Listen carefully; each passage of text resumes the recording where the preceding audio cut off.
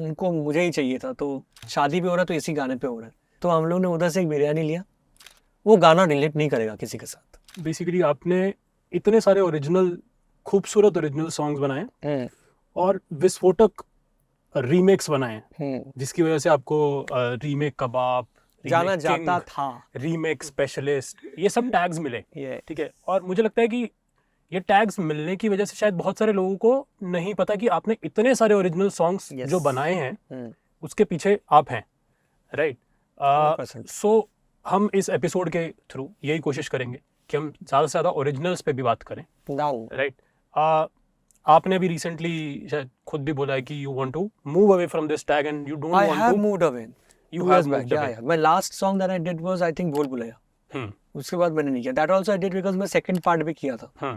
तो उनको मुझे ही चाहिए था, तो उन्होंने मुझे इंसिस्ट किए थे कि एक ही गाना है, इसमें ऐसा करना, तो मैंने उस कॉन्टेक्स्ट में किया, बट उसके बाद मैंने नहीं की। तो हम अब विस्फोटक रीमेक्स नहीं सुन पाएंगे आपके? ओरिजिनल सुनोगे भाई? नहीं, बट सर कॉम्पोजिशन जब आप रिक्रिएट कर रहे होते हैं तो डेफिनेटली एक थॉट तो रहता ही है कि मैं एक आइकॉनिक सॉन्ग को उठा करके बना रहा हूँ, ठीक है। बहुत सारे लोग हैं जो क्रिटिसाइज करेंगे क्योंकि ऑब्वियसली एक बहुत ही बड़ा सॉन्ग है, बहुत आइकॉनिक, तो एक्सपेक्टेशंस बहुत ज़्यादा हाई रहती हैं, ठीक है। तो उस दौरान what was going through your mind and how did you like tackle this? पहले तो मैं ये सब देखता ही नहीं था, क्योंकि मुझे आउटपुट से मतलब होता था। गाना करता था और मतलब अभी भी करता हूँ, तो उसमें जो व्यूज आते हैं तब समझ में आता है कि गाना चल रहा है। अच्छा, लाइव शोज भी करता हूँ, उसमें इतना मैं अपने आंख मारे गाता हूँ रिपीट में, लोग सुनना चाहते हैं, मतलब शादी भी हो रहा है तो इसी गाने पे हो रहा है।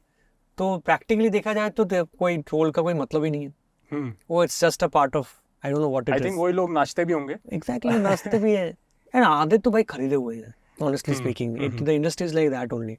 कुछ भी होता है तो फिर मीडिया को कुछ टॉपिक मिल जाता है तो उसको फिर चालू होता है। तो लकीली मुझे इतना नहीं हुआ है, इतना ही, क्योंकि लोगों को पता भी है कि मैं सीरियस म्यूजिशियन हूँ, कि काम भी अच्छा करता हूँ, ऐसा है।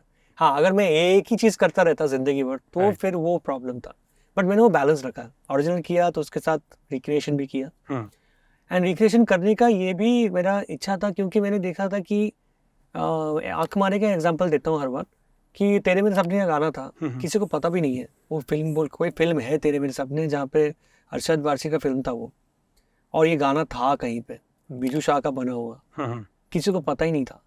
जब गाना आया तब लोग बोले अरे इतना बड़ा गाना था ये, वो गाना कहीं प्ले होता ही नहीं था, या तो मतलब रेट्रो में भी नहीं प्ले होता था। तो तभी मुझे रियलाइज हुआ कि अच्छे गाने भी खो गए, और जो लोग अभी बोल रहे हैं ना कि वो गाना आइकॉनिक था, वो लोग खुद ही नहीं सुनते, उनका प्लेलिस्ट देख लो अभी जाके। तो वो बेसिकली वो गाने रिवाइव भी हुए हैं, रिवाइव हुआ है, इट्स अ रिवाइव किया हम लोगों ने, गाना पहुंचा है यंग जनरेशन तक। जब दिलबर मैंने किया था ना, जब ये लोग गाने आए थे, सिंगर्स जो थे, ध्वनि को पता ही नहीं था कि दिलबर भाई का गाना है। ओह वाह, मतलब जो यंगस्टर्स अभी हैं उनको पता ही नहीं है ऐसे गाने एग्जिस्ट करते हैं, उनको लगता है ओरिजिनल गाने। तो सर कितना मुश्किल होता है एक रीमेक बनाना? ऑब्वियसली मुश्किल होता है, मेरा पहला लोग ऐसे ट्रीट करते हैं कि अरे पुराना कॉपी पेस्ट हो गया है। तो नहीं, कॉपी पेस्ट मैं नहीं करता हूँ, बाकी लोग करते हैं। मैं क्या करता हूँ ना, मैं पूरा गाना रिक्रिएट, मतलब मैं स्क्रैच से बनाता हूँ, जीरो से, जैसे एक ओरिजिनल गाना बनता है। तो उसमें क्या रहता है ना, एक तो गाने का फील जो है वो इंटैक्ट रखना है, और जो ग्रूव है वो भी मुझे ऐसा ग्रूव करना है जो करंट भी एंजॉय करे और पास्ट भी एंजॉय करे। तो बहुत कुछ का बैलेंस है। और बिकॉज मैंने इतना किया रिक्रिएशन ना, तो अभी मेरे लिए मतलब हिट बनाना इजी हो गया। मतलब मैं अभी भी कोई गाना रिक्रिएट करूंगा ना, वो 500 मिलियन तो मारेगा ही। बट अभी स्काई फोर्स के बाद मेरा एक्सपीरियंस बहुत अच्छा रहा है। पहला एक्सपीरियंस ही मेरा था, मैंने फाड़ दिया उसमें। अच्छा, स्काई फोर्स में आपका पहला सोलो प्रोजेक्ट? मेरा सोलो प्रोजेक्ट था। ओके। तो मैंने फाड़ दिया, सच्ची बता रहा हूँ, मतलब हर गाना चार्टबस्टर हो गया, ठीक है ना। तो वो मुझे और कॉन्फिडेंस दिया।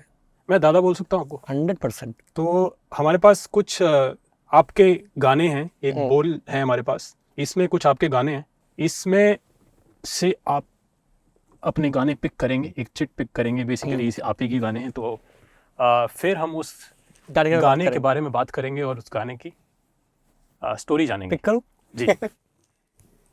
अच्छा, उसको ही करना। अरे इतना बड़ा बोल क्या है यार? बहुत ज्यादा बोल रहे हो, इसमें तो मैगी पकना चाहिए था। क्या बात है, फेवरेट सॉन्ग वास्ते। अरे इस पे मैं कल ही देख रहा था 1.6 बिलियन हो बिलियन गए। व्यूज। काफी तो सारा कैसे हुआ और इसकी क्या स्टोरी है? वास्ते मैंने बनाया था बस स्टॉप में। हाँ जी। ठीक है। अच्छा, इसका कहानी मुझे ये गाने से ये याद आता है कि मैं और अराफात जो थे, अराफात जी वो गाना लिखते मेरे साथ। हाँ जी। तो मेरे स्ट्रगल पीरियड में मेरे साथ ही मतलब पकड़ लो कि जोड़ी थे हम लोग, अच्छा, कि हम तो लोग ये बैठ के ये गाना आपके स्ट्रगल पीरियड स्ट्रगल पीरियड के है। ओके। तो हम लोग के घर पे लाइट चली गई थी। ठीक है। और लाइट चली गई थी तो और आई थिंक डिनर भी हम लोग ने किया नहीं था, क्योंकि मैं भी काम पे बिजी हो जाता हूँ, फिर याद ही नहीं रहता है। इसी घर की बात है? नहीं, ये घर नहीं, मैं माडा में तब था, अच्छा। रेंट लिया था मैंने। जी जी। तो मैं भटका हूँ भाई, इधर उधर बहुत भटक के मैं इधर तक आया हूँ। तो उधर फिर हम लोग रात को क्या करेंगे, तो उधर नया एक रेस्टोरेंट खोला था, हैंगला बोल के। अच्छा। तो बंगाली रेस्टोरेंट है। ओके। तो हम लोग ने उधर से एक बिरयानी लिया और लेके हम लोग, और उधर बैठने का जगह था नहीं तब, खड़े हो गए, तो बिरयानी तो खड़े होकर खा नहीं सकते। तो कहाँ तो पास में बस स्टॉप था, तो उसमें हम लोग ने बैठे बिरयानी खोले और हम लोग हाथ से खा रहे, चम्मच भी नहीं है। अच्छा। और मैं अराफात भाई को बोल रहा हूँ, अराफात मैंने एक ट्यून कंपोज किया है, आपको सुनाता हूँ। तो मैंने वास्ते का ये सुना है फर्स्ट, Okay. बोला बहुत ज़्यादा बहुत अच्छा है, चलिए गाना लिखते हैं। ओके। तो वैसे हम लोग ने गाना पूरा लिखा बस स्टॉप में। ओके। ठीक है। तो ये गाने का बस स्टॉप पे लिखा आपने? हाँ, गाना लिखा, अच्छा। कंपोज सब हुआ है उधर। अच्छा। तो उसके बाद नेक्स्ट दिन मतलब आफ्टर 7-8 डेज फिर मैं जाके गाना कंपोज किया, गिटार मतलब प्रॉपर अरेंजमेंट थोड़ा किया। उसके बाद उसको रख दिया मैंने। Okay. उसके बाद मैं भूल गया। ठीक है। उसके बाद मेरे गाने हिट हुए, फिर तनिष बागची बना, फिर ये हो गए। फिर सालों बाद एक रिक्वायरमेंट आया, तो मुझे बोले कि धोनी का एल्बम है, उसमें उसको एक इंडिपेंडेंट गाना चाहिए। ओके। एंड तो विनोद जी को मैंने बोला कि मुझे बनाना पड़ेगा। नहीं, बोला नहीं तेरे बैंक में रहेगा ना कोई गाना। तो फॉर्चुनेटली पता नहीं क्या था, मेरा एक अकाउंट था पुराना जीमेल का, उसमें कहीं ना कहीं ये वास्ते था। तो मैंने कुछ लिखा, पता नहीं क्या है, वेस्ट लिखा था, समथिंग लाइक दैट, बिकॉज मैं फोल्डर का नाम वेस्ट लिखता हूँ, जो गाने में यूज नहीं करता हूँ, या पुराने गाने वेस्ट फोल्डर बना के रख देता हूँ। तो उसके वजह से वास्ते हो गया और वो गाना पहले ऊपर आ गया। तो मैंने बोला यार ये तो गाना अच्छा है, ऑन किया, मुझे बहुत अच्छा लगा। मैंने बोला ये पिच करता हूँ। तो मैंने अजीम को पिच किया। तो Azeem is to work with me only, he works in Dharma. तो अजीम ने बोला ये गाना अच्छा है, ये विनोद सर को सुना। तो हम लोगों ने सुनाया, तो विनोद जी को पसंद आ गया गाना। बोले यार कमाल गाना है यार, इसको करते हैं। फिर धोनी ने गाना गाया, फिर निखिल गाया, तो वैसे गाना बना। कितने सालों बाद बना ये फिर? 13, 14, आई थिंक 15 ईयर्स में। 15 इयर्स बाद बना है। वाओ, वेस्ट का वास्ते हो गया। वेस्ट का वास्ते हो गया। कमाल की तो स्टोरी है। मतलब देखो हर गाने का डेस्टिनी रहता है। ये एफडी टाइप का है, पता ना, म्यूचुअल फंड जैसा होता है, इन्वेस्टमेंट करके छोड़ दिया। फिर उसका हाँ, बट उसको आपको सेव करके रखना पड़ेगा। वो तो लकीली मुझे मिल गया है। नहीं तो ऐसे कितने गाने होते खो ही जाते हैं फिर। तो प्रोसेस क्या रहता है बेसिकली, अगर एक लेमैन के लिए या फिर कोई एस्पायरिंग म्यूजिशियंस के लिए प्रोसेस अगर हम समझें, तो पहला स्टेप क्या होता है? स्टेप 1 से लेकर के आखिरी स्टेप तक क्या जनरली क्या फॉलो किया जाता है? देखो इसका प्रोसेस बहुत सिंपल है। इसका सिंपल प्रोसेस है, मतलब आपको जिंदगी में एक तो आपकी लगनी चाहिए बहुत बार। ठीक है।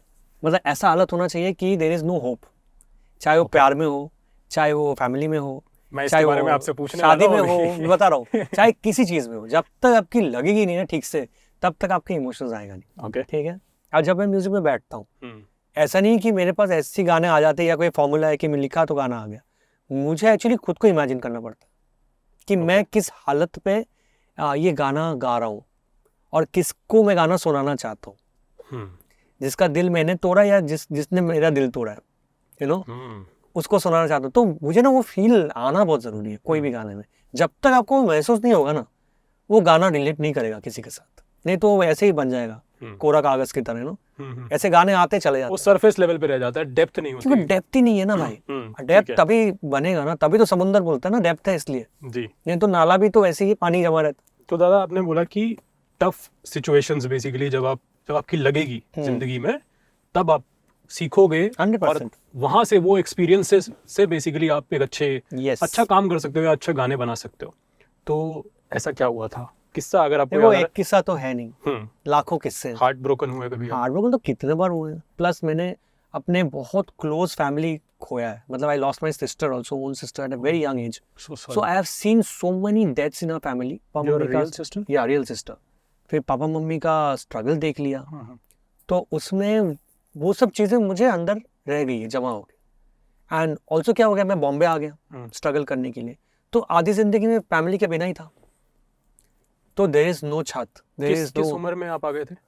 मैं आया था आई थिंक 18-19 में आ गया। 18-19। और उसके पहले आता जाता रहता था पापा के साथ, बट प्रॉपरली अकेले जो है कभी मैं जिंदगी में कहीं, तो वो बॉम्बे ही था। ऐसा मैंने सुना है कि वो एक इनिशियली आपके इनिशियल फेज में बिकॉज ऑफ फाइनेंशियल स्ट्रगल्स आपने अपना ड्रीम गिव अप कर दिया था एक टाइम पे। मुझे पायलट बनना था, क्योंकि मेरे जो सिस्टर थी तो उनका एक फ्रेंड था, तो वो पायलट था, तो मेरे साथ, बट वो मुझे पढ़ाते थे, मतलब टीचर थे मेरे। अच्छा। तो वो मेरे दिमाग में ना, मतलब वो मेरे दिमाग में ये पढ़ाई और ये सब चीज़ मतलब ज़्यादा इम्प्लीमेंट करते थे कि देखो पढ़ाई से ऐसा होता है, तो उन्होंने मुझे बोला था you are a very good, you can be a very good pilot. Okay. तो वो मेरे दिमाग में रह गया था, तो मैं कोशिश कर रहा था कि पायलट का एग्जाम देना है, ऐसे ऐसे करना है, वैसे ऐसे करना है, बट करते करते मुझे रियलाइज़ हुआ उसके लिए बहुत पैसे लगेंगे, होगा नहीं, आपको आवर्स फ्लाई करना पड़ेगा, और आवर्स मतलब बहुत लाखों लाखों रुपए, और फैमिली कैन नॉट अफोर्ड। तो फिर मैंने ड्रीम गिव अप कर लिया कि नहीं हो पाएगा मेरे से। ओके। तो था, देखो ना अभी चॉइस ही इतना ऊपर है और वीडियो का कुछ समझ भी नहीं आ रहा था, मैं नहीं कर पाऊंगा कुछ भी, तो I had to do music. मैंने सोचा देखो जो चीज़ मेरे पास है मतलब उसको ही मैं ग्रो करूं, तो बस यही था। This was basically your second love which became your first love. Last तक रुके हो, मतलब क्लिप आपको इंटरेस्टिंग लगी तो subscribe to digital commentary clips, और फुल पॉडकास्ट तो इससे भी ज्यादा इंटरेस्टिंग है जिसका लिंक आपको डिस्क्रिप्शन बॉक्स में मिल जाएगा।